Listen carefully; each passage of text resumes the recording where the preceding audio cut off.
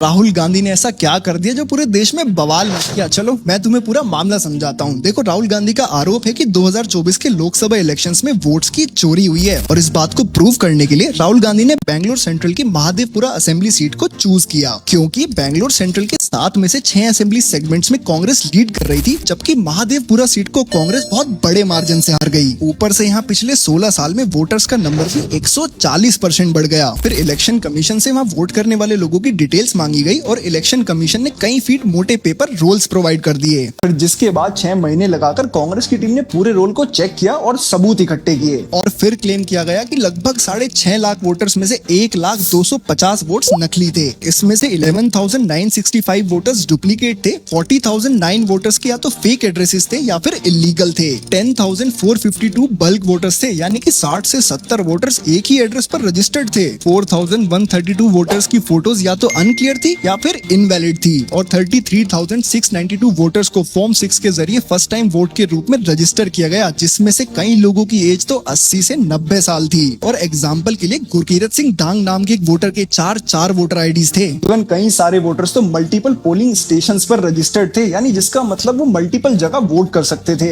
अब अगर ये एलिगेशंस गलत हैं तो इलेक्शन कमीशन की रिस्पॉन्सिबिलिटी थी कि सामने आकर इसको गलत प्रूव करे, लेकिन उन्होंने बोला कि भाई अगर राहुल गांधी जी तुम्हें अपने एलिगेशंस पर इतना ही भरोसा है तो क्यों ना ये एलिगेशंस ओथ लेकर लगाए जाएं। तो दोस्तों ये था अभी तक का कुछ करंट सिनेरियो और मैं आपको बता दूं, मैं दोनों में से किसी भी पार्टी का कोई चमचा नहीं हूं, बट एक फैक्ट है जो आप भी जान लो कि इन सब चीजों के बीच में बेवकूफ सिर्फ तुम्हारे और मेरे जैसे आम लोगों का बनता है। सो इसीलिए we need to understand this.